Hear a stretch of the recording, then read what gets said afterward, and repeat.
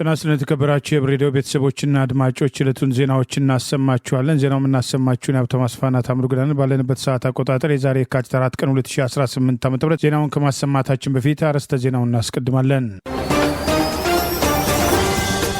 የደብረ ታቦር ወታደራዊ ትንቅንቅ፣ የአሜሪካው ሴናተር ስጋት፣ የፋኖ ወታደራዊ ግስጋሴና ነጻ የወጡ ከተሞች፣ የብሔራዊ ባንኩ ነገር፣ የፓርቲው ተቃውሞ፣ የግብፅ እንቅስቃሴ፣ ጠቅላይ አቃቢ ሕግና የኮንግረሱ ቋሚ ኮሚቴ ፍጥጫ የሚሉና ሌሎችም ወቅታዊ ዜናዎች አሉን። ዝርዝሩን እንሆ።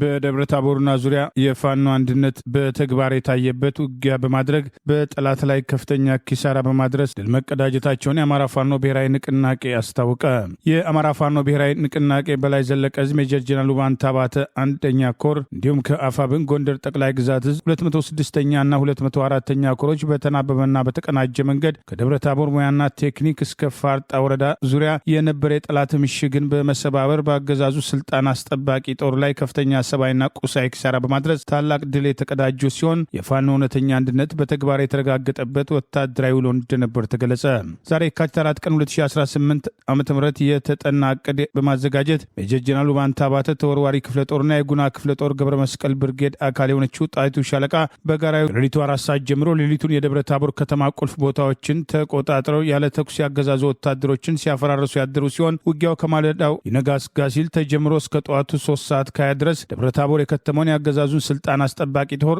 መውጫ መግቢያ በማሳጣት ጠላት ከፍተኛ ሰባይና ቁሳዊ ኪሳራ እንደደረሰበት ተገልጿል። ከጠዋቱ 3 ሰዓት ከ20 በኋላ የበላይ ዕዝ ግዙፍ የጉና ክፍለ ጦር የጠቅላይ ግዛቱ ክፍለ ጦሮች በመናበብ የውጊያ ቀጠናዎችን በመከፋፈል ጠላትን መውጫ መግቢያ በማሳጣት ያልጠበቀውን ኪሳራ ያስተናገደ ሲሆን ከቀኑ 6 ሰዓት ተኩል ገደማ ጀምሮ የአምስተኛ ኮር ሰራዊት በአርበኛ ሻምበል ሙሉ ሰውና አርበኛ ግዛት አሌ ውጊያ አካል በመሆን በጠላት ላይ ሙሉ ለሙሉ ድል መቀዳጀታቸው ተገልጿል። በዚህም የአማራ ፋኖ ብሔራዊ ንቅናቄ ሰሜን አማራ ቀጠና በላይ ዘለቀ ዕዝና ጎንደር ጠቅላይ ግዛት ዕዝ ክፍለ ጦሮች መካከል ሜጀር ጀነራል ውባንታ ባተ ተወርዋሪ ክፍለ ጦር፣ ግዙፉ ጉና ክፍለ ጦር፣ አምስቱም ብርጌዶች፣ የእቴጌ ጣይቱ ክፍለ ጦር የተውጣጣ ሰራዊት፣ የጀነራል ፋንታ በላይ ክፍለ ጦር የተውጣጣ ሰራዊት፣ የተራራው ራስ ንጉስ ክፍለ ጦር የተውጣጣ ሰራዊት፣ የአጼ ኢያሱ ክፍለ ጦር የተውጣጣ ሰራዊት፣ የዞዝ አምባ ንጉስ ክፍለ ጦር የተውጣጣ ሰራዊትና የጋፋት ክፍለ ጦር 01 ሻለቃ ታሪኳን በወርቅ የደም ቀለም የጻፈችው የነበልባሉ ፎገራ ክፍለ ጦር አካል የሆነችው ክርስቲያን ታደለ ብርጌድና ከነበልባሉ ክፍለ ጦር የተውጣጡ አካላት ከወረታ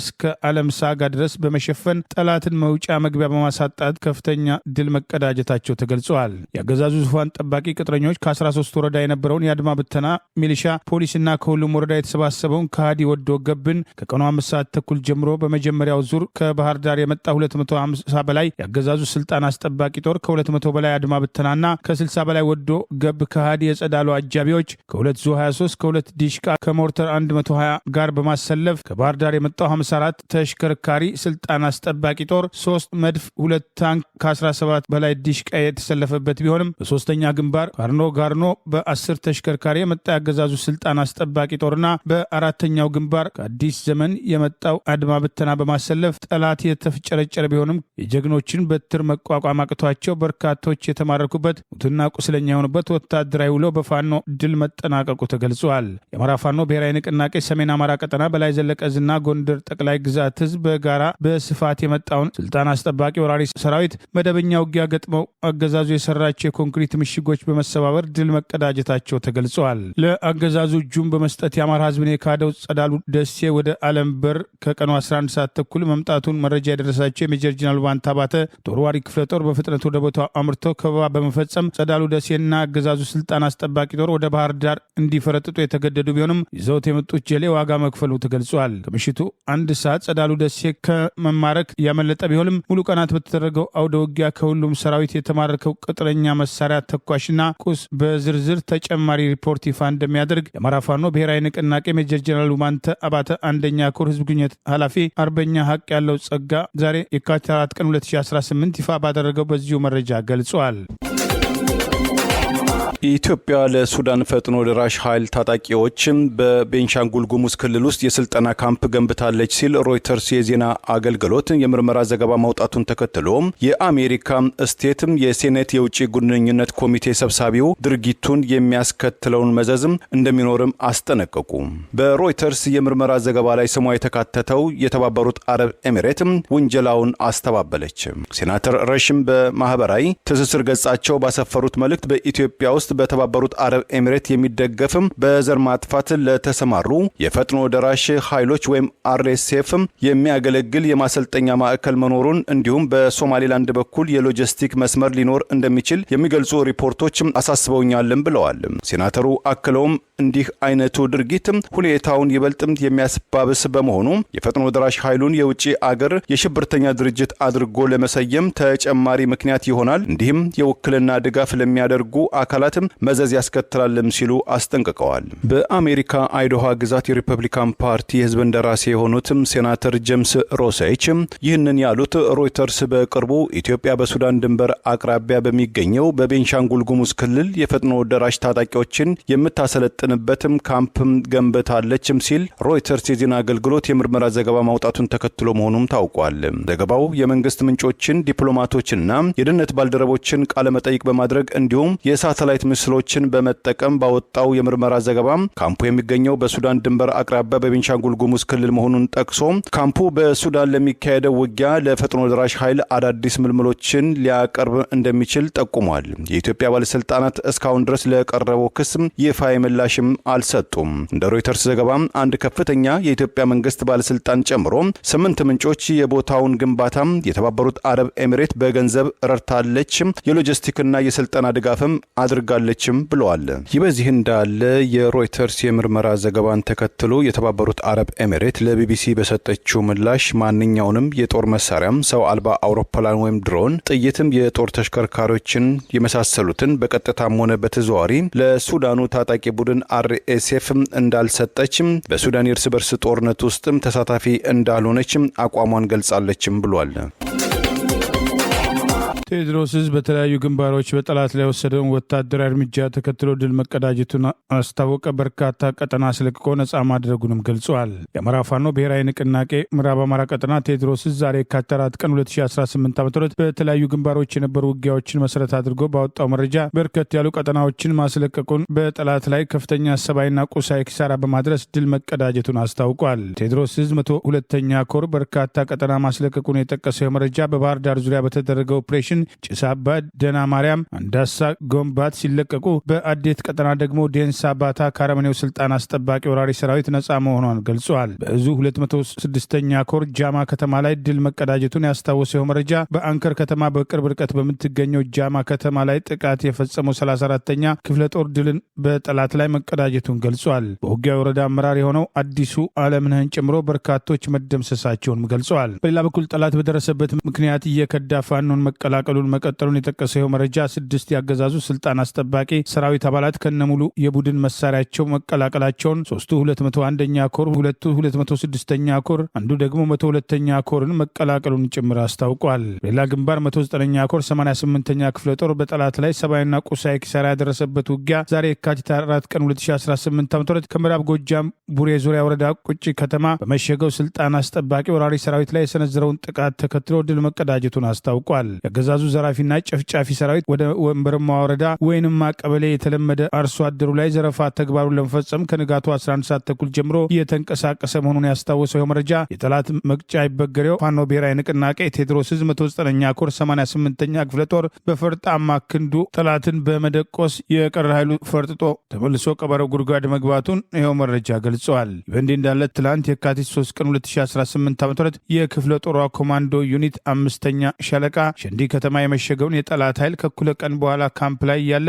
ተስባ በመጠጋትና ጥቃት መክፈት ሙትና ቁስለኛ ማድረጓን ጭምር አስታውሷል። ይህ በእንዲህ እንዳለ በዛሬው ዕለት በውጊያ የቆሰለው ያገዛዙ ወታደራዊ አመራሮች በሄሊኮፕተር መወሰዳቸውን ጭምር ቴድሮስ አስታውቋል። ዛሬ የካቲት 4 ቀን 2018 ጃዊ ላይ የአገዛዙ ስልጣን አስጠባቂ ሰራዊት ቁስለኛ አመራሮች በሄሊኮፕተር መወሰዳቸውን ገልጾ ለ8 ተከታታይ ቀናት በጀግኖቹ የአማራ ፋኖ ብርቱ ክንድ የተቀጠቀጡት የአብይ ወንበር አስጠባቂ ሰራዊት አመራሮች ለጊዜው ከሞት የተረፉት ቁስለኞች መውጫ አጥተው ዛሬ በሄሊኮፕተር መነሳታቸውን የአማራ ፋኖ ብሔራዊ ንቅናቄ ምዕራብ አማራ ቀጠና ቴዎድሮስ ዕዝ የህዝብ ግንኙነት መምሪያ ዛሬ የካቲት 4 ቀን 2018 ይፋ ባደረገው በዚሁ መረጃ ገልጿል። ይህ በእንዲህ እንዳለ አገዛዙ ከአማራ ክልል የተለያዩ አካባቢዎች ሰራዊቱን እያወጣ ከአማራ ክልል ወደ ኤርትራ ድንበር የሚያዋስነውና ከአፋር ክልል ወደ ትግራይ በሚያዋስኑ ድንበሮች ማስፈር የጀመረ ቢሆንም ያወጣውን ሰራዊት የፋኖ የተጠናከረ ወታደራዊ እንቅስቃሴን ተከትሎ የተማመነባቸው በአንድ አድማ ብተናና ሚሊሻዎች እንደታሰበው የፋኖን እንቅስቃሴ መክታት ባለመቻላቸው መልሶ ሰራዊት ማስገባት የጀመረባቸው ቦታዎች መኖሩን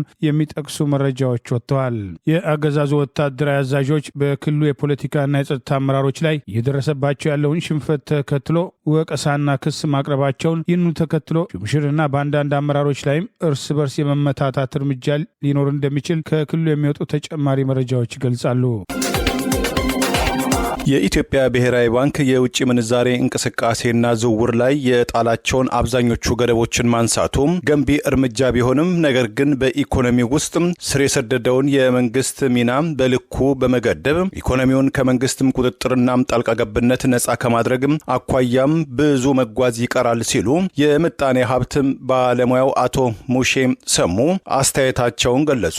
የቀድሞው የኢዴፓም ሊቀመንበርና የምጣኔ ሀብት ባለሙያው አቶ ሞሼ በሰጡት አስተያየት የውጭ ምንዛሬ ይሁን የሀገር ውስጥ የመገበያያ ገንዘብ ብሔር፣ ሃይማኖት፣ ዘር ወይም ድንበር ስለሌለው በነጻ መንቀሳቀስ በተፈቀደለት ሀገር ውስጥ በነጻ ገበያ ውድድር ስርዓት በመመራትም ሰርቶም ያሰራል፣ እድገትና ልማትም ያረጋግጣልን ብለዋል። ሲቀጥሉም እንቅስቃሴና ዝውውሩ ላይ ገደብ በሚጣልበት ሀገር ውስጥ ገንዘብ ብሔር፣ ሃይማኖት፣ ድንበር ስለማይገድበው መልኩን ቅርጽና ይዘቱን እየለወጠና እየተሽሎኮለከ የሀገሪቱን ኢኮኖሚ ለጥቁር ገበያ ለደላላም ለሙሰኞችና ለኮንትሮባንዲስቶች አሳልፎ በመስጠት የህግ ወጦች መጫወቻ ያደርገዋልም ሲሉ የቀደመ አሰራሩን ኮንነዋል። የማክሮ ኢኮኖሚ ፖሊሲ በነጻ ገበያ ውድድር ላይ በተመሰረተ የውጭ ምንዛሬ እንቅስቃሴም ካልተያዘ በጥቁር ገበያና በህጋዊ ምንዛሬው መካከል ያለውን ልዩነት ማጥበብ ዘበት እንደሆነ የገለጹት አቶ ሙሴም ብዙዎቻችን ደጋግመን አሳስበናል። ጊዜ ቢፈጅም ከዛሬ ጀምሮ የውጭ ምንዛሬ እንቅስቃሴ በአንጻራዊነት ነጻ የመሆኑ ውሳኔን ሊመሰገን የሚገባም እና አውንታዊ እርምጃ ነው ብለዋል። አሁን ግን ገና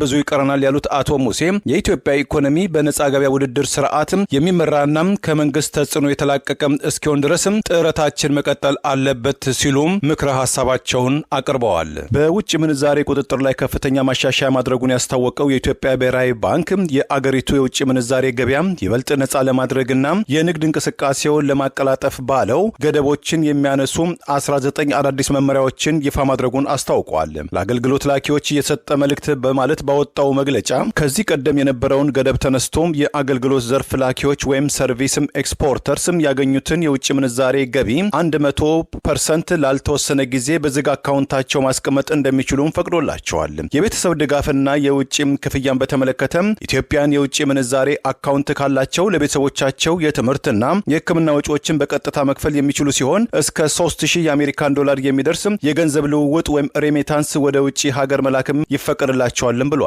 የዲጂታል ክፍያም መስፋፋትን በተመለከተ ባንኮች ለውጭ ምንዛሬ አካውንት ባለቤቶች በዓለም አቀፍ ደረጃ የሚሰሩ የክፍያም ካርዶችን ወይም ኢንተርናሽናል ካርድስ እንዲሰጡ ታዘዋል። ይህም ኢትዮጵያውያን የውጭ ድህረ ገጾችን በመጠቀም የዕቃና የአገልግሎት ግዢ ኢኮሜርስ እንዲፈጽሙ መንገድም ይከፈታልም ብለዋል። የፎሬክስ ቢሮዎችን ሚናን በተመለከተ የግል የውጭ ምንዛሬ ቢሮዎች በእጃቸው መያዝ የሚችሉትን የገንዘብ መጠን ወደ 25 በመቶ ከፍ እንዲል የተደረገ ሲሆን ለቪዛና ለተለያዩ የመንግስታዊ ክፍያዎች የሚውል የውጭ ምንዛሬም በጥሬ ገንዘብ እንዲሸጡ ስልጣን ባንኩም ሰጥቷቸዋል። የውጭ ኢንቨስተሮች ያገኙትን ትርፍ ወይም ዲቪደንስን በተመለከተ ወደ ውጭ ሀገር ለመላክ የነበረውን ቢሮክራሲም ተቀንሶም ከብሔራዊ ባንክ ፍቃድ ሳይጠብቁም በንግድ ባንኮች በኩል ብቻ መላክ እንደሚችሉም ተወስኗል። ጠረሞት ላይ ያለው አገዛዝ ስልጣን አስጠባቂ ወራሪ ሰራዊት ሰላማዊ ሰዎች ላይ ጭፍጨፋ እያካሄደ መሆኑን ምኒልክ ዕዝ አስታወቀ። ከደቡብ ጎንደር የፋኖን ወታደራዊ እንቅስቃሴ ተከትሎ እየፈረጠጡ ያሉ የአገዛዙ ብልጽግና አመራሮች መሰረተ ልማቶችን እያወደሙ ፋኖ አወደመ ለማለት ጥፋት እያደረሱ በመሆኑ ህዝቡ ጥንቃቄ እንዲያደርግ ጥሪ ቀረበ። የአማራ ፋኖ ብሔራዊ ንቅናቄ ምስራቅ አማራ ቀጠና ምኒልክ ዕዝ ልጅ ኢያሱ ኮር የጎፍ ክፍለ ጦር ዛሬ የካቲት 4 ቀን 2018 ዓ.ም ጀንበር የጠለቀችበትና ጠረሞት ላይ ያለው ብልጽግና የመጨረሻ ያለውን እርምጃ እየወሰደ ንጹሐን እየጨፈጨፈ ንብረት እያወደመ ይገኛል ሲል ባወጣው መረጃ ገልጿል። ሽንፈቱን በተግባር የተረዳው ተረኛ ስብስብ እኔ ከሞትኩ ሰርዶ አይብቀል ነውና የቻልኩትና ያገኘሁትን የአማራና አማራ አጥፍቼ ነው በማለት የአገዛዙ ስልጣን አስጠባቂ ኃይል ግብዓተ መሬቱ ሲቃረብ በክፋት ላይ ክፋት በጭካኔ ላይ ጭካኔ በመፈጸም ዛሬም ሰላማዊ ሰዎችን የጥቃት ኢላማ ማድረጉን የገለጸው ይህ መረጃ በዛሬው ዕለት ደቡብ ወሎ ወረኢሉ ወረዳ ላይ የሶስት አርሶ አደር ቤቶችን ከነሙሉ ንብረቱ ቤንዚል አልከፍክፎ ያቃጠለ ሲሆን ቤት ንብረታቸው የተቃጠለባቸው አርሶ አደሮችን ስም ጭምር ይፋ በማድረግ ምኒልክ ህዝብ ባወጣው በዚሁ መረጃ ገልጿል። ዛሬ የካቲት 4 ቀን 2018 ዓ.ም በወረኢሉ ወረዳ ቤትና ንብረታቸው የተቃጠለባቸው አቶ አያሌው አህመድ 2 ቆርቆሮ ቤት፣ አቶ አሊ ኢማም 3 ቆርቆሮ ቤት፣ አቶ ከበደ መሐመድ 2 ቆርቆሮ ቤት የሶስቱም አርሶ አደሮች ከነሙሉ ንብረቱ በሀገር አፍራሹ ብልጽግና ራሱን ጥምር ጦር ብሎ በሰየመው የአብይና ሽመልስ አማራን የማጥፋት የማቆርቆዝና የማዳከም ልዩ ተልዕኮ የተሰጠው ተላላኪ ቡድን አማራ መቼም የማይረሳውና ይቅር የማይለውን ነውር እየፈጸመ ይገኛል ሲል ድርጊቱን አውግዘዋል። ፋሽስቱ ብልጽግና አገዛዝ ጋር ሆናችሁ ወገናችሁ የአማራ ህዝብ ላይ ዘር ማጥፋት እየፈጸማችሁና ቤት ንብረት እያወደማችሁ ያላችሁ ኃይሎች ያለውን ነባራዊ ሁኔታ በመረዳት ከድርጊታችሁ እንድትቆጠቡና ከህዝብ ጎን እንድትቆሙ ስንል እናሳስባለን በማለት ከህዝብ ተቃራኒ በተሰለፉት ላይ እየወሰደ ያለውን እርምጃ አጠናክሮ እንደሚቀጥል የአማራ ፋኖ ብሔራዊ ንቅናቄ ምኒልክ ዕዝ ልጅ ኢያሱ ኮር የጎፍ ክፍለ ጦር ዛሬ የካቲት 4 ቀን 2018 ባወጣው በዚሁ መረጃ ገልጿል። ይህ በእንዲህ እንዳለ በደቡብ ጎንደር የተለያዩ አካባቢዎች ላይ በጠላት ላይ የተወሰደ ያለውን እርምጃ ተከትሎ አካባቢውን ጥለው እየፈረጠጡ ያሉ የብልጽግና ፓርቲ አመራሮች ካስከተሉት ሰራዊት ጋር የፋኖን ጡንቻ ቀምሰው እየፈረጠጡ ባለበት ከተሞችን ለቀው ሲፈረጥጡ ትምህርት ቤት፣ ጤና ጣቢያና መሰል የህዝብ ተቋማትን በማቃጠል ፋኖ እንዳቃጠለው አድርገው ፕሮፓጋንዳ ለመስራት እየተንቀሳቀሱ ነው። አሁንም ይህንን እያደረጉ ነው በማለት የአማራ ፋኖ ብሔራዊ ንቅናቄ ሰሜን አማራ ቀጠና በላይ ዘለቀ ህዝብ የህዝብ ግንኙነት ኃላፊ አርበኛ ዮሐንስ ንጉሱ ሙጬ ማምሻውን ባወጣው ማሳሰቢያ ገልጿል። የህዝብ ልጅ የሆነው ፋኖ ሆነ ጋሻ መከታ የሆነው ህዝባችን ተቋማት እንዲጠብቅ ማሳሰብና ማስታወስ እንወዳለን በማለት ነጻ በወጡ አካባቢውን ጥለው የሚፈረጥጡ አመራሮች የሚወስዷቸውን ጥፋቶች ፈጥኖ መከላከል እንደሚገባ ጥሪ አቅርበዋል። ይህ በእንዲህ እንዳለ የአማራ ፋኖ ብሔራዊ ንቅናቄ ምስራቅ አማራ ቀጠና ምኒልክ ዕዝ ምስራቅ አማራ ኮር አንድ አውጃኖ ክፍለ ጦር ንጉስ ቸኮለ ሻለቃ ለሰማዕታት ክብር ለቀጣዩ ግብ ጽናት በሚል የመታሰቢያና የቃል ኪዳን ፕሮግራም ማካሄዱ ተገልጿል። በምኒልክ ዕዝ ምስራቅ አማራ ኮር አንድ አውጃኖ ክፍለ ጦር ስር የሚገኘው 3ኛ ሻለቃ ንጉስ ቸኮለ ሻለቃ በታላቅ ወታደራዊ ስነ ስርዓት ላለፉት 3 ዓመታት ለአማራ ህልውና ሲሉ ውድ ህይወታቸውን የገበሩ የጀግኖችን ዝክረ ሰማዕት ያካሄደ ሲሆን ይህ ፕሮግራም የያዘን መግለጫ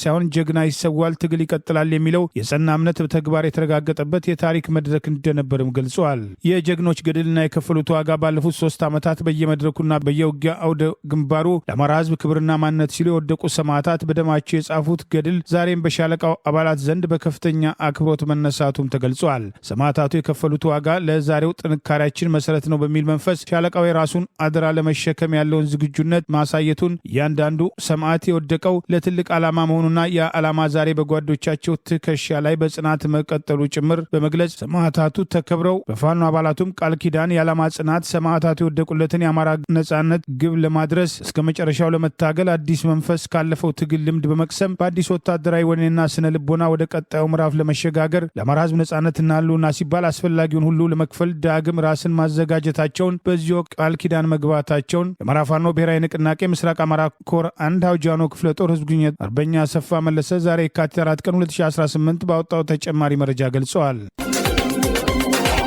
የቀድሞ የኢዜማ ፓርቲ አመራርና ፓርቲውን አውግዘው ከለቀቁት መካከል አንዱ ፖለቲከኛው የሺዋስ አሰፋ የኢህአፓ እጩ ሆነው በዘንድሮ ምርጫ እንደሚወዳደሩ መታወቁን ተከትሎ ትላንት ታስረው ዛሬ መፈታታቸው ታውቋል። ፓርቲው ሁሉም የፖለቲካና የህሊና እስረኞች እንዲፈቱ ጥሪ አቅርበዋል። በፕሬዝዳንቱ አብይ አህመድ የሚመራው ገዢው ብልጽግና ፓርቲ በቁጥጥሩ ስር ባለው ምርጫ ቦርድ 7ኛ ሀገራዊ ምርጫ አካሄዳለሁ በሚል በትላንትናው ዕለት የምርጫ መወዳደሪያ ያለውን ይፋ ያደረገ ቢሆንም በተመሳሳይ ቀን ተቀናቃኝ ያለውን የቀድሞው የኢዜማ ፓርቲ ሊቀመንበር አቶ የሺዋስ አሰፋን በቁጥጥር ስር ማድረጉን የገዢው ብልጽግና ፓርቲ አመራሮች በአደባባይ ሰላማዊ ምርጫ እናካሄዳለን ቢሉም በአፈና እርምጃቸውን ማጠናከሩን የኢትዮጵያ ህዝብ አብዮታዊ ፓርቲ ኢህአፓ ይፋ ያደረገ ሲሆን ፖለቲከኛው ዛሬ ከ1 ቀን እስር በኋላ መፈታታቸው ታውቋል። በዶክተር ብርሃኑ ነጋ የሚመራው የኢትዮጵያ ዜጎች ለማህበራዊ ፍትህ ኢዜማ ከፍተኛ አመራሮች አንዱ የነበሩት አቶ የሺዋስ አሰፋ እሳቸውን ጨምሮ የፓርቲው ምክትል ፕሬዚዳንት የነበረው አንዱዓለም አራጌ በፓርቲ ውስጥ ሌላው ከፍተኛ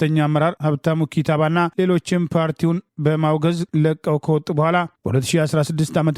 ሰላም ይስፈን ጦርነት ይብቃ የሚል አቶ የሺዋስና የኢህአፓ የተወሰኑ አመራሮች በጋራ ሰላማዊ ሰልፍ ለማስተባበር የተንቀሳቀሱ ቢሆንም በተመሳሳይ በጊዜው ከታሰሩት ሰልፍ አስተባባሪዎች መካከል አቶ የሺዋስ ፈጥነው ሲፈቱ ቀሪዎቹ ለወራት መታሰራቸው አይዘነጋም። ትላንት የካቲት 3 ቀን 2018 ዓ.ም አቶ የሺዋስ በአገዛዙ ሰዎች መታሰራቸውን ቤተሰቦቻቸው ማረጋገጡን ኢህአፓ ዛሬ በማህበራዊ ገጹ ባወጣው መረጃ ገልጾ እሳቸውን ጨምሮ በማንነታቸው፣ በፖለቲካ እምነታቸው፣ በመብት ተሟጋችነታቸው በስር ላይ የሚገኙ ፖለቲከኞች፣ ሰብአዊ መብት ተሟጋቾች፣ ጋዜጠኞች ያለምንም ቅድመ ሁኔታ እንዲፈቱ ጥሪ አቅርበዋል። ቀደም ሲል ህወሓት የፌዴራል መንግስቱን በተቆጣጠረበት ወቅት በሰማያዊ ፓርቲ ውስጥ አመራር የነበሩት አቶ የሺዋስ አሰፋ ለውጥ የተባለው መጣ ከተባለም በኋላ ሰማያዊ ፓርቲን ይዘው ኢትዮጵያን ህዝብ በመካድ የአገዛዙ ጉዳይ አስፈጻሚ በመሆን ተለጣፊ ፓርቲ አቋቁማል ከተባሉት ዶክተር ብርሃኑ ነጋ ጋር ኢዜማን በማቋቋም በአመራርነት የተንቀሳቀሱ ቢሆንም የፓርቲ ሊቀመንበር የነበሩት የሺዋስ አሰፋ ከነ አንዱዓለም አራጌ ጋር ፓርቲው በማውገዝ ከተለዩ በኋላ የራሳቸውን ፓርቲ አቋቁማሉ ተብሎ ይጠበቅ እንደነበር አይዘነጋም። አቶ የሺዋስ ትላንት ከቀኑ 8 ሰዓት አካባቢ ከተያዙ በኋላ የአዲስ አበባ ፖሊስ ኮሚሽን ዋና መስሪያ ቤት ወደሚገኝበት 3ኛ ፖሊስ ጣቢያ መወሰዳቸውን ጉዳዩን ሲከታተሉ የቆዩት የኢህአፓ ህዝብ ግንኙነት ኃላፊ አቶ ይስሐቅ ወልዳይ መናገራቸውን ኢትዮጵያን ኢንሳይደር ጠቅሶ ዘግቧል። ኢህአፓ በቅርቡ ፓርቲውን የተቀላቀሉት አቶ የሺዋስ አሰፋ ላይ የተወሰደው የስር እርምጃ የተቃወመ ሲሆን አቶ የሺዋስ ኢህአፓ አባል የሆነበትን ትብብር ለኢትዮጵያ አንድነት የተሰኘ የፓርቲዎች ቅንጅት በመወከል በዘንድሮ ምርጫ ላይ ለመሳተፍ በዝግጅት ላይ እንደነበሩም ከፓርቲ የወጣው መረጃ ገልጿል። አቶ የሺዋስ በአዲስ አበባ ከተማ በሚገኝ የምርጫ ክልል ሊወዳደሩ መታጨታቸው፣ ለዚህም በምዝገባ ሂደት ላይ መሆናቸውን የኢህአፓው ፕሬዚዳንት አቶ አብርሃም ሃይማኖት ጭምር እንዳረጋገጡለት ይኸው ዘገባ ጠቁመዋል። የቀድሞ ሰላም ሚኒስትር ዴኤታ አቶ ታዬ ደንደአ አቶ የሺዋስን ጨምሮ በ2016 ዓ.ም ጦርነት ይቁም ሰላም ይስፈን በሚል የተንቀሳቀሱ ወገኖችን ለስር የዳረገው የጠቅላይ ሚኒስትር አብይ አህመድ አገዛዝ ለሰላም ያልተዘጋጀ እሳቸው አመራር የሆኑበት የኦሮሞ ብልጽግና ፓርቲ ከኦነግ ጋር በአሩሻ ታንዛኒያ የነበረውን ሁለተኛ ዙር የሰላም ድርድር ማክሸፉን በመግለጽ የታሰሩት እንዲፈቱ ጠይቀው የነበረ ቢሆንም አብይ አህመድ በማህበራዊ ሚዲያ በወጣው የአቶ ታዬ አስተያየት በመቆጣት በብርሃን ፍጥነት ከስልጣናቸው አንስቶ ተደብድበው መታሰርና ቤተሰቦቻቸው የተንገላቱ ሲሆን ከወራት እስር በኋላ በቅርቡ ለዳግም እስር ተዳርገው አገዛዙ ባስታጠቃቸው መሳሪያ ጥፋተኛ በሚል 7 ዓመት ታስረው በሌሎች የሽብር ውንጀላዎች ተጨማሪ የክስ ሂደት ላይ እንደሚገኙ አይዘነጋም። አቶ ታዬ ለዳግም እስር ከመዳረጋቸው በፊት በአብይ አህመድ የተፈጸሙ የጭካኔ ተግባራትን የአማራ ህዝብን አጠፋለሁ እስከ ማለት የደረሰበት ንግግሩን፣ የተለያዩ ፖለቲካዊ ግድያዎችና በኦሮሚያ ክልል የሚካሄዱ ማንነትና ሃይማኖት ተኮር ጥቃቶችን አገዛዙ ጭምር እንዴት እንደሚያቀነባብር በስፋት መግለጫ መስጠታቸው አይዘነጋም። በኢትዮጵያ በአዲስ አበባ ከተማ የሚካሄደውን 39ኛው የአፍሪካ ህብረት የመሪዎች ጉባኤን ተከትሎ የከተማዋ ትራንስፖርት ቢሮ በሞተር ብስክሌት እንቅስቃሴ ላይ እገዳ መጣሉን አስታወቀ። በተጨማሪም የአዲስ አበባ ፖሊስም ዝግ የሚደረጉ መንገዶችን ለህዝቡና ለትራንስፖርት አሽከርካሪዎችም ይፋ አደረገ። የአዲስ አበባ ከተማ ትራንስፖርት ቢሮ እንዳስታወቀው ከመደበኛው ስብሰባዎች መጀመር ጋር ተያይዞ ከዛሬ የካቲት 4 2018 ዓ.ም ማለዳ ጀምሮ እስከ ማክሰኞ የካቲት 10 2018 ዓ.ም ድረስ በከተማ የሞተር ብስክሌት ማሽከርከርም ተከልክሏልም ብሏል። ይህ እገዳም የጸጥታ አካላትንና በመንገድ ትራፊክ አገልግሎት ዘርፍ የተሰማሩትን የማያካትት ሲሆን መመሪያውን በሚተላለፉ አካላት ላይ ጥብቅ ያለውን እርምጃም እንደሚወስድም አስታውቋል። በሌላ በኩል የአዲስ አበባ ከተማ ጠቅላይ መምሪያ የእንግዶችን ደህንነት ለመጠበቅና የተሽከርካሪ ፍሰትን ለማሰለጥ ዝግ የሚደረጉ መንገዶችን ይፋ ያደረገ ሲሆን በዚህ መሰረት ከቦሌ ዓለም አቀፍ አውሮፕላን ማረፊያ ወደ ብራስ የሚወስደው መንገድ፣ ከቦሌ መድኃኔዓለም በአትላስ በኩል ወደ ቅዱስ ኡራኤል ቤተክርስቲያን የሚወስደው መንገድ ከዛሬ የካቲት 4 2018 ዓ.ም ጀምሮ ለተሽከርካሪዎች ሙሉ በሙሉ ዝግ መደረጉን ፖሊስ አስታውቋል። በተጨማሪም እንግዶች በሚያልፉባቸው ዋና ዋና አደባባዮች የአጀብ መስመሮች ላይ ተሽከርካሪን ለረጅም ሆነ ለአጭር ጊዜ ማቆም የተከለከለ መሆኑን የገለጸው የከተማው ፖሊስ አሽከርካሪዎች የትራፊክ ፖሊስ አባላትን ትዕዛዝ በማክበር ትብብር እንዲያደርጉም ሲል ጥሪ አስተላልፏል። የአፍሪካ ህብረት የስራ አስፈጻሚ ምክር ቤትም ስብሰባም ዛሬና ነገ የሚካሄድም ሲሆን የመሪዎችም ጉባኤ ደግሞ ከየካቲት 7 እስከ 8 2018 ዓ.ም ይካሄዳልም ተብሎ በመርሃ ግብሩ ላይ ከወጣው ሰሌዳ ለማወቅም ተችሏል። በጌታቸው ረዳ የሚመራው ስምረት ፓርቲ የችኮላ የፖለቲካ ዘመቻዎች ያላቸውን አመራርና አባላቱን እንዳያደርጉ በስም ሳይጠቅስ ማስጠንቀቂያ ወጣ። ከኤርትራ ጎን በስፋት መሰለፏ የተገለጸው ሳውዲ አረቢያ ውጭ ጉዳይ ወደ ኢትዮጵያ መምጣት በሁለቱ ሀገሮች መካከል ያለውን ወታደራዊ ውጥረት ሊያረግብ ይችላል የሚሉ አስተያየቶች ተከትለው ወጥተዋል። የቀድሞ የህወሓት ከፍተኛ አመራርና ቃል አቀባይ የትግራይ ጊዜያዊ አስተዳደር ፕሬዝዳንት የነበሩት ጌታቸው ረዳና ጓዶቻቸው ያቋቋሙት የዲሞክራሲያዊ ስምረት ትግራይ ስምረት ፓርቲ በስም ያልጠቀሳቸውን የፓርቲውን አካላት ተጠያቂ በማድረግ የችኮላ የፖለቲካ ዘመቻዎች እንዳካሄዱ ጠይቋል። አንዳንድ የፓርቲው አባላትና አመራሮች በግል ይፋ ማህበራዊ ገጻቸው ላይ የሚጽፏቸው ጽሁፎች የግላቸው እንጂ ፓርቲውን የማይወክሉ አይደሉም ያለው የስምረት መግለጫ በስም ያልዘረዝራቸው ነገር ግን ሁሉም ወገኖች ሲል የጠራቸው የፓርቲው አካላት ከችኮላ የፖለቲካ ዘመቻዎች እንዲቆጠቡ ጠይቋል። የትግራይን ህዝብ ወደ መደበኛ ህይወት የሚመልሱ መረጋጋት የሚሰብኩ ሰላምን መልሶ ግንባታና መልሶ ማቋቋምን በሚሰብኩ ዘመቻዎች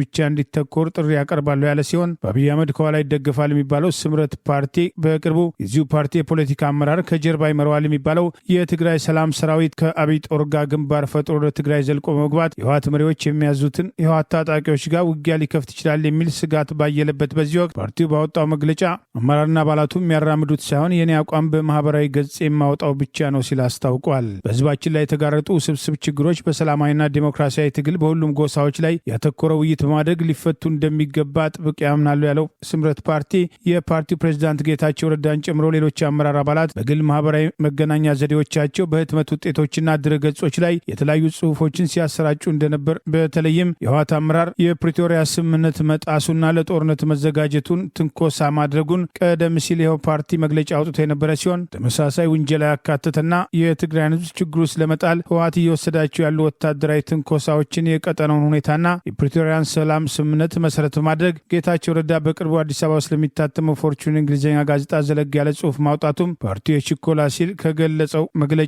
ጋር ይገናኝ እንደው ለጊዜው የታወቀ ነገር እንደሌለ ተገልጿል። ይህ በእንዲህ እንዳለ የአረብ ኤሚሬትን የአሰብ ወደብን ለወታደራዊ ጦር ሰፈር ለመጠቀም እቅድ ለማስፈጸም በጠቅላይ ሚኒስትር አብይ አህመድ በኩል እየተወሰደ ያለው ከኤርትራ ጋር ወታደራዊ ግጭት ውስጥ ለመግባት የሚወሰዱ እርምጃዎች ተከትሎ ከኤርትራ ጀርባ ተሰልፈዋል ከሚባሉት ሀገራት መካከል በግንባር ቀደምትነት ስሟ የሚነሳው ሳውዲ አረቢያ ውጭ ጉዳይ ሚኒስትር ዛሬ ወደ ኢትዮጵያ በመምጣት ከጠቅላይ ሚኒስትር አብይ አህመድ ጋር ውይይት ያደረገ ሲሆን እርምጃው ሁለቱ ሀገራት ከጦርነት መለስ ያሉ አማራጮችን እንዲከተሉ ጫና የሚፈጥር ነው የሚል አስተያየትም ተከትሎ ወጥቷል። ከሳውዲ አረቢያ ውጭ ጉዳይ ሚኒስትር በተጨማሪ የቱርክ ውጭ ጉዳይ ሚኒስትርም በቅርቡ ወደ ኢትዮጵያ መጥተው ለተመሳሳይ ዓላማ ከጠቅላይ ሚኒስትሩ ጋር ይወያያሉ የሚሉ መረጃዎች ይወጡ ሲሆን ሳውዲ አረቢያና አረብ ኤሚሬት በጎረቤት ሱዳን የእርስ በርስ ጦርነት ውስጥ ሁለቱን ጀኔራሎች አንዳቸው ሌላቸውን በመደገፍ በሀገሪቱ ስለተባባሰው የእርስ በርስ ጦርነትና ከ10 ሚሊዮን በላይ ለሚሆኑ ሱዳናውያን ስደት 100,000 ለሚቆጠሩ ሞትና የከፋ የእርስ በርስ ጦርነት የበኩላቸውን አስተዋጽኦ ሲያደርጉ መቆየታቸው ሲጠቀስ የቆየ ሲሆን ኢትዮጵያና ኤርትራ መሪዎች ተመሳሳይ የጦርነት ግጭት ውስጥ ከገቡ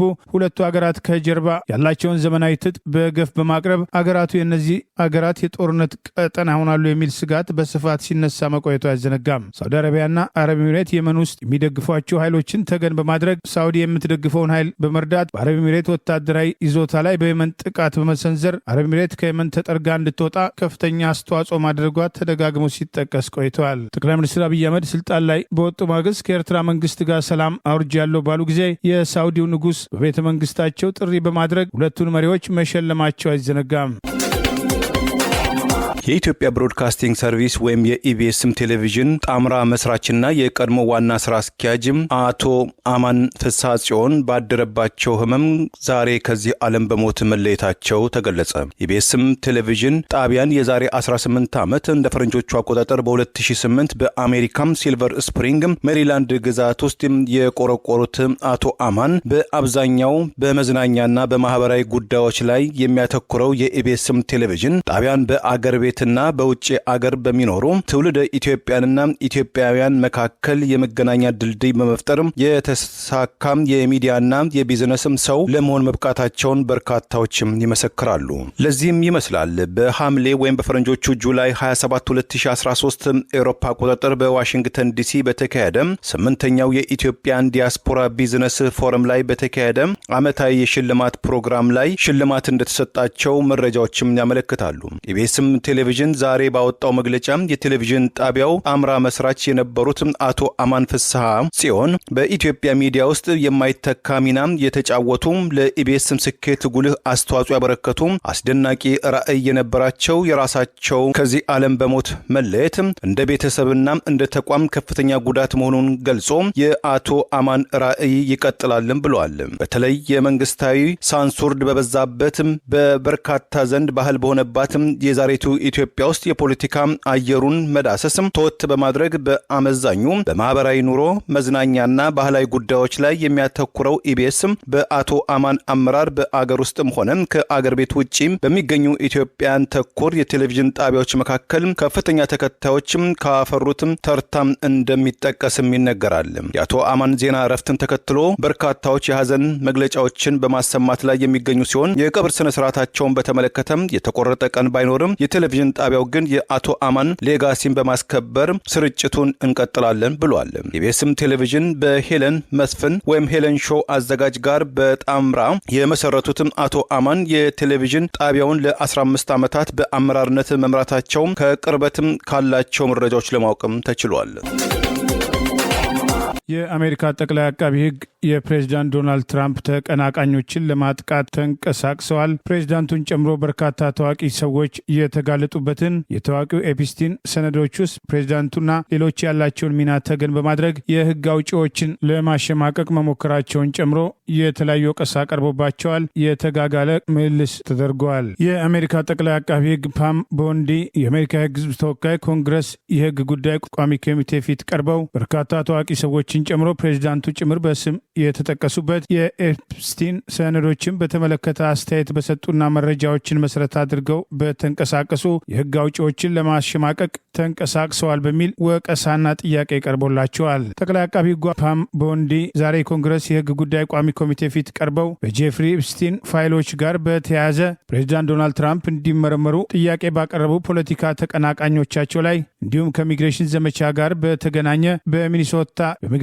ኦፊሰሮች አማካኝነት ህይወታቸውን ያጡት 2 አሜሪካውያን ጉዳይ ኃላፊነታቸውን ባለመወጣታቸው በወቀሳ ጭምር በጥያቄ አፋጠዋቸዋል። ጠቅላይ አቃቢ ሕግ ለሚነሳላቸው ጥያቄ ቀጥተኛ ምላሽ ከመስጠት ይልቅ ጠንከር ያሉ የቃላት ምልልሶች ጭምር ከህግ አውጪዎቹ ጋር በማድረግ ኮሚቴ አባላቱ ጋር ሰጣ ገባ ውስጥ በመግባት የተጋጋለ ውይይት ማድረጋቸውን የሚጠቅሱ ዘገባዎች ወጥተዋል። የዲሞክራቲክ ፓርቲ የኮንግረሱ የህግ ጉዳይ ቋሚ አባላት በተለይም ጠቅላይ አቃቢ ሕግ ፓም ቦንዲ በቀጥታ የወሲብ ወንጀለኛው ጄፍሪ ኤፕስቲን ሰነዶች ጋር በተያያዘ ተጎጂዎችን መሰረት ማድረግ ምርመራ አድርገው እንደሆን በመጠየቅ ጭምር ተደጋጋሚ ጥያቄዎችን አቅርበዋል። በወንጀለኛው ጄፍሪ ኤፕስቲን ሰነዶች ውስጥ ስማቸው የተጠቀሰና ጉዳት የደረሰባቸው ተጎጂዎች መካከል በውይይቱ ወቅት በአዳራሹ የተገኙ ጭምር ለመሆኑ ከጠቅላይ አቃቢ ሕግ ጋር ተገናኝተው ታውቃላችሁ ወይ በሚል አንዳንድ የምክር ቤት አባላት በመጠየቅ ጭምር ጠቅላይ አቃቢ ሕግ ለወንጀሉና የወንጀሉ ተጠቂዎች የሰጡትን ትኩረት በተመለከተ በጥያቄ አፋጠዋቸዋል። በሕግ የተሰጣቸውን ግዴታና ኃላፊነት በአግባቡ አልተወጡም በሚል የምክር ቤት አባላቱ ወቀሳ ያቀረቡባቸው ጠቅላይ አቃቢ ሕግ የሪፐብሊካን ፓርቲ አባል የሆኑት የኮንግረስ አባሏ ናንሲ ሜስ ምክር ቤቱ ፕሬዝዳንቱና ሌሎች ሲከላከሉት የነበረውን የወንጀለኛው ጄፍሪ ኤፕስቲን ሰነዶች ሙሉ ለሙሉ ይፋ እንዲደረጉና እንዲለቀቁ ድምፅ ከሰጡ አንዷ ሲሆኑ የወሲብ ጥቃት ፈጻሚዎችን ለሕግ እንዲቀርቡ በፍትህ ሚኒስቴር በኩል የነበራቸውን እምነት በመጥቀስ ይህንን እምነታቸውን ማግኘት አለመቻላቸውን ለጠቅላይ አቃቢ ሕግ ቃል በቃል ገልጸዋል። ሌሎችም የምክር ቤት አባላት በተቋሙ ላይ እምነት እያጡ መሄዳቸውን የፕሬዝዳንት ዶናልድ ትራምፕ ተቀናቃኞችን ለማጥቃት በሕግ ያልተሰጣቸውን ስልጣን ተገን አድርገው መንቀሳቀሳቸውን ጭምር በወቀሳ ያነሱ ቢሆንም ጠቅላይ አቃቢ ሕግ ስራቸውን በሕግ አግባብ መስራታቸውን አልፎ አልፎም በቀጥታ ለተነሳባቸው ወቀሳ ጠንከር ያሉ ምላሾች በመስጠት ለመከላከል ሞክረዋል። ጠቅላይ አቃቢ ሕግ ከኮንግረሱ የሕግ ጉዳይ ቋሚ ኮሚቴ በተጨማሪ በቀጣይ የምክር ቤቱ አባላት ሙሉ ለሙሉ በሚገኙበት መድረክ ላይ ቀርበው ተጨማሪ ጥያቄ እንደሚጠብቃቸው ተገልጿል። ይህ በእንዲህ እንዳለ የአሜሪካ ኢሚግሬሽን ኃላፊዎች በአይስ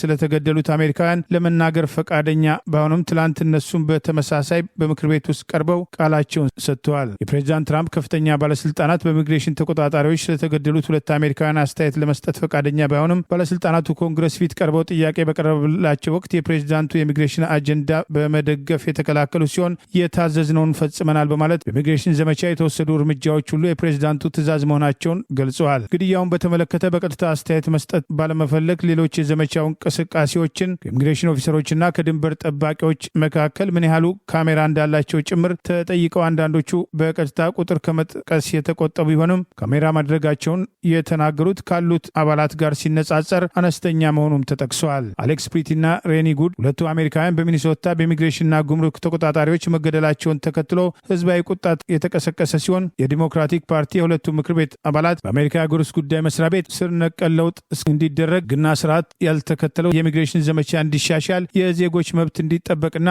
የፍርድ ቤት ትዕዛዝን ዜጎችን ለማሰርም ሆነ ወደ መኖሪያ ቤት ለመሄድ ግዴታ መሆኑን ከቤተ ክርስቲያን፣ ትምህርት ቤቶችና ሌሎች ተቋማት ስደተኞች ማሰር የሚከለክል የህግ ረቂቅ ያቀረቡ ሲሆን ይህ ተግባራዊ ካልሆነ በስተቀር በጀቱ እንደማይጸድቅ በሴኔት ዲሞክራቲክ ፓርቲ ወኪሎች በኩል የጸና አቋም መያዙን ይፋ ማድረጋቸው አይዘነጋም።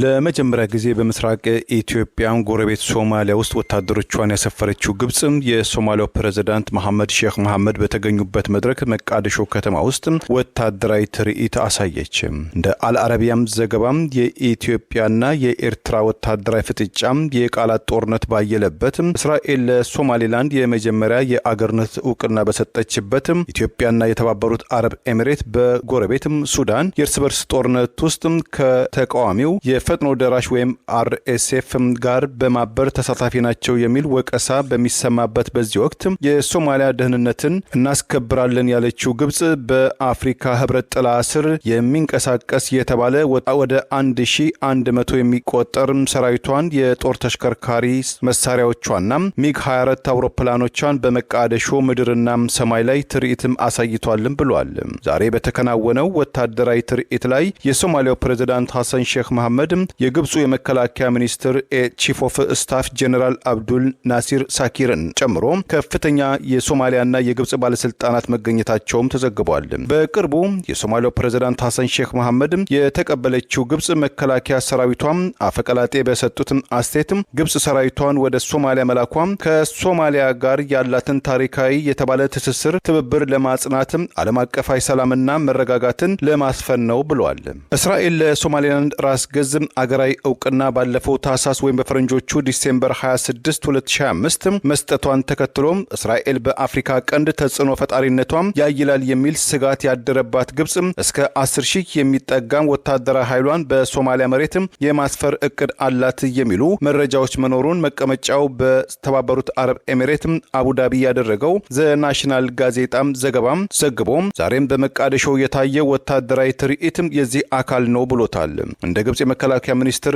ቃል አቀባይ መግለጫም ከሆነ በሶማሊያ የተሰማራው የግብጽ ወታደራዊ ኃይል በቅድሚያ መጠነ ሰፊ ፕሮፌሽናል ወታደራዊ ልምምዶችን ማድረጋቸውና ይህም ስልጠና በአካባቢ የሚታዩ ተለዋዋጭም ተፈጥሯዊና ሰው ሰራሽ ችግሮችን ለመቋቋም ነውም ብሎታል። ለዛሬ ያሉን ዜናዎች እነዚህ ናቸው። ዜናውን ስታደምጡ ለቆያችሁ የህብር ሬዲዮ ቤተሰቦችና አድማጮች ምስጋናችን ይድረሳችሁ። የህብር ሬዲዮ ኦፊሻል ዩቲዩብ ቻናላችንን ሰብስክራይብ ያላደረጋችሁ ሰብስክራይብ በማድረግ በተጨማሪም የደውል ምልክቱን በመጫን የህብር ሬዲዮ ቤተሰብ እንድትቀላቀሉ በአክብሮት እንጋብዛለን። እንደ ወትሮ ሁሉ የህብር ሬዲዮ ቤተሰቦች ፕሮግራሞቻችንን ላይክ በማድረግ ሼር በማድረግ አስተያየቶቻችሁን በመስጠት አብሮነታችሁን እንድትገልጹ በአክብሮት እንጠይቃለን። በድጋሚ እናመሰግናለን። ጤና ይስጥልን። ቸር እንቆይ።